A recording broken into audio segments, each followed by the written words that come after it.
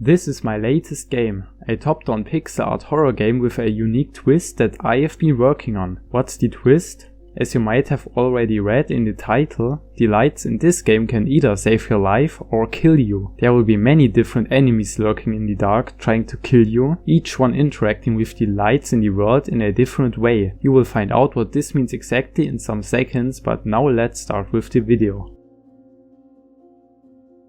I have been making games for almost 6 years now, and yet I have not released a single game so far, except for these 4 titles, but they were made for game jams, so I don't want to count them. But every good game developer has at least one full game released, I think. So I knew I had to make an actual game, or I couldn't call myself a game developer anymore. I didn't quite know what the game was supposed to be like, but I knew it had to be a horror game, because I like horror games and I always wanted to make one myself. I did some brainstorming, and after I didn't get any ideas in the process, I looked into my folder of older game ideas I had written down over time. One of these ideas instantly caught my eye, a top-down horror game with unforgiving trial and error gameplay. In the game everything is tightly dependent on lights. The player and many different enemies can interact with light sources in lots of different ways and react to them as well.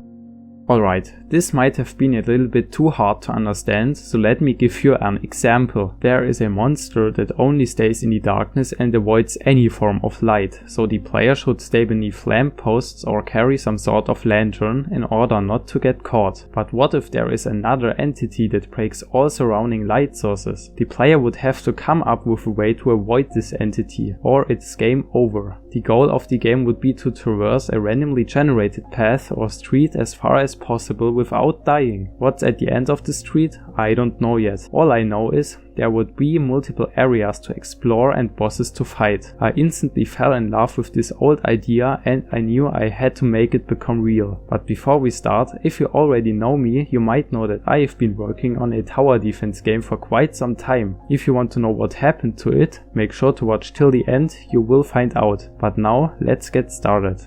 I started off by creating a new Unity project using the universal render pipeline. This grants me optimized lights, which will be useful in the future since lighting is going to be important in my game.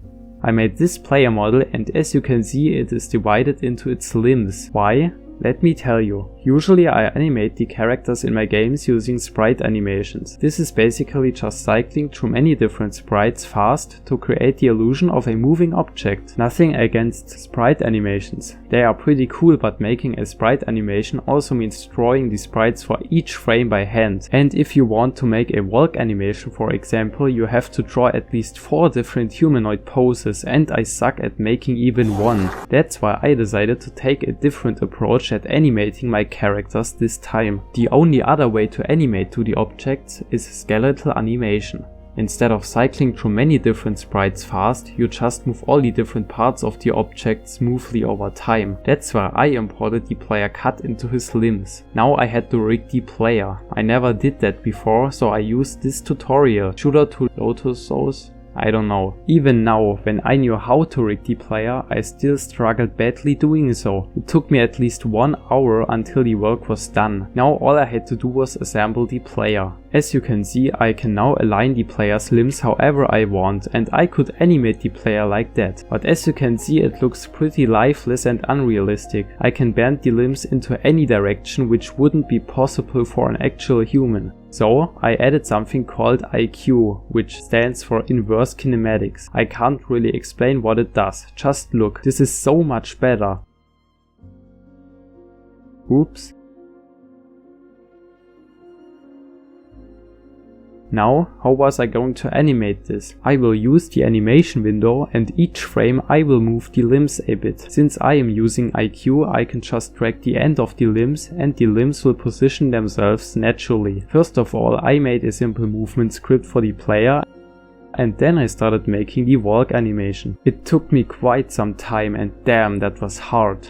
After that I made a simple idle animation and then I tested it. Well, the idle animation is good, but the walk animation isn't. This is a bit better but not perfect.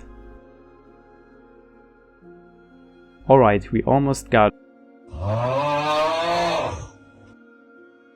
Here we go. You can't believe how satisfied and relieved I felt when I finally got it to look like this. Now that I had a basic understanding of skeletal animation, which was going to be an important part of my game, it was time to focus on making the game's main mechanics. As I told you, I wanted enemies that react to nearby light sources and interact with them. I created a square and I will use it to create and test all the basic enemy behaviors. I also added this light source as a test object. As you can see, the square turns red whenever it's in a lit up area. This is just for debugging and shows that the square can actually detect light sources and their range. After that, I made multiple basic behaviors for the square. It can target and move towards the player or the light source.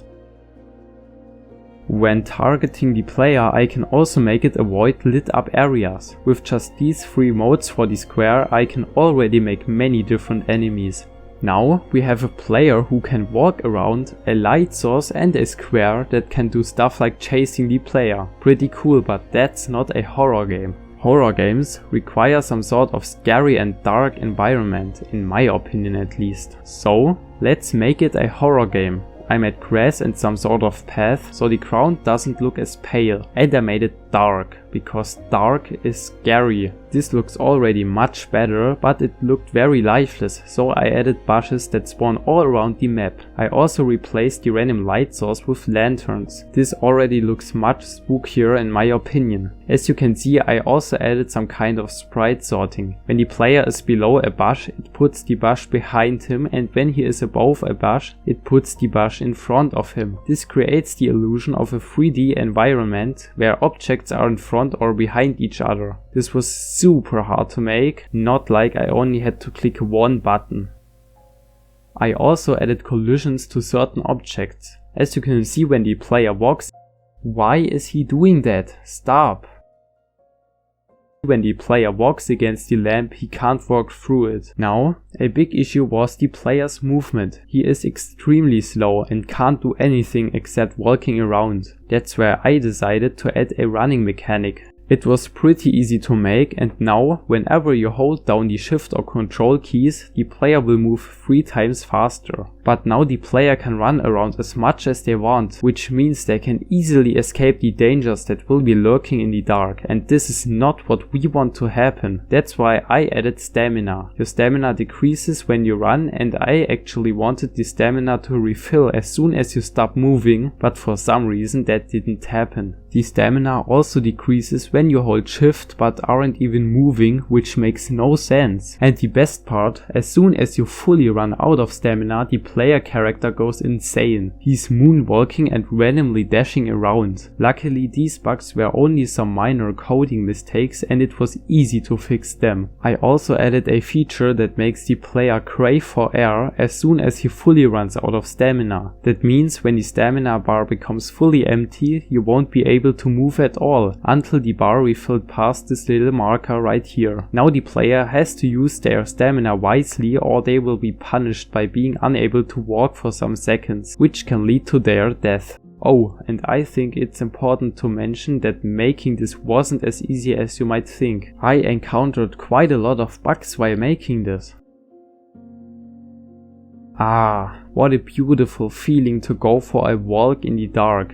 Hey, what's that? A flashlight? That's right, I added a flashlight. You can pick it up and turn it on and off. As you can see, the flashlight always points at the mouse cursor. Well, no, it doesn't point at the mouse. Why? This is not a bug in the game's code. Let me explain. I placed an invisible object that rotates towards the mouse cursor and then made the player's arm point at the object whenever you hold a flashlight. But because I'm using inverse kinematics, which makes the player character's limbs move more naturally, the arm doesn't always manage to point exactly at the cursor. I never used inverse kinematics before, so I'm not as familiar with it as with other things. That's why I didn't manage to fix this issue yet. As you can see right here, The new item mechanic also broke the animations. When you look closely, you can see how the characters rotating back and forth slightly. This is just a minor problem, but it has to be fixed. But not this time, I will do this in the next part because I'm already talking for too long, am I right? So, to conclude what we achieved this devlog, we discovered how to make and animate a player character using inverse kinematics, how to make an object react to light sources in different ways, and how to make a game look scary.